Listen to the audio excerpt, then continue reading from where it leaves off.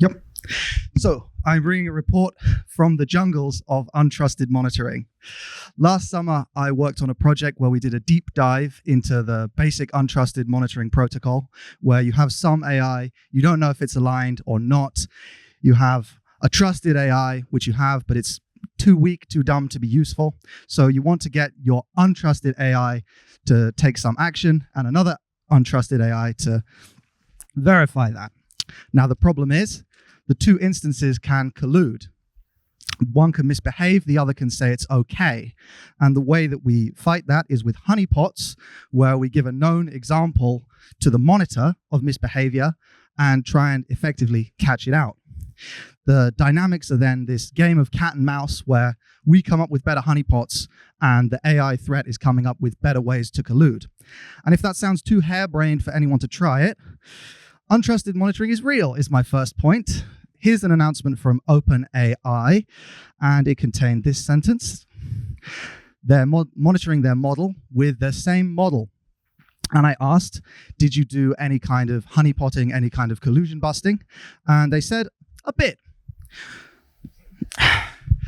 So what's going on here? I think because establishing that a model is genuinely, an AI is genuinely trusted is quite difficult, but running some honeypots is quite easy, the default outcome for monitoring is that you have some kind of untrusted monitoring going on.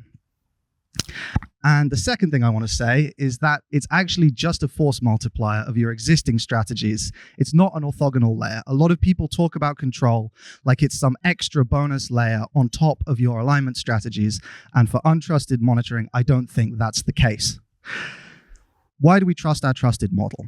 Because probably we've given it a bunch of evals, a bunch of stuff where we think it can't tell that it's in an evaluation or in a training scenario. And because of that, we've done it broadly. We found that broadly it behaves. We think we can generalize, we can extend trust to it. Why don't we trust the untrusted AI? Most likely because we've given it some evals, we've given it some training, and it knows that it's being tested, and this happens, and that's why it's smarter, and that is why being smarter leads to untrustedness. So we don't trust it. What is a monitor that we have given honeypots to and validated the monitor? It's just the untrusted AI that we've given a bunch of honeypots to, and we've put enough effort into the honeypots that we think it can't distinguish them from a real example of its own misbehavior.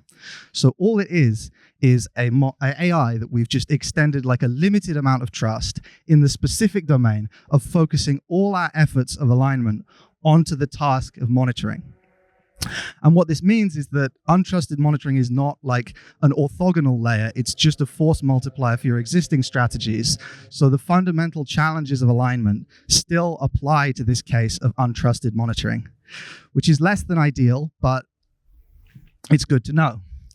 And the last thing we found is that models, in the sense of a mathematical model of the situation, they don't always confuse you, but they do reveal where you are confused. We came up with a sketch of a proper safety case for an untrusted monitoring deployment, and it looks like this. And all of the gray boxes, which you can't see on this resolution, are pieces that are missing and need more looking at. Now, we found several quantitative claims. We don't have time, you don't have time to read those. I don't have time to say them, but we found some. We then made a mathematical model of the statistical sort of properties of an untrusted monitoring deployment. And we found the various quantitative claims that you need to measure from your untrusted AI before you can say something about the safety of the deployment. And we came up with a game theoretic model of this, which we were then able to find a bunch of trade-offs. And one of the important trade-offs tells us that, amongst other things, you need a trusted monitor in the mix, otherwise the whole thing breaks down. So if someone wants to run over to Marcus's office hours and tell him he's cooked, go ahead. So we needed to do this. It's very easy if you don't have a model of the situation, if you don't put it in maths, to just miss something. And I think that's a important conclusion that we need to take. We need to be thinking rigorously because control protocols have many moving parts. I'm here all weekend. Three of my colleagues are here, and we have a little unconference session coming up if you want to learn more. Thank you.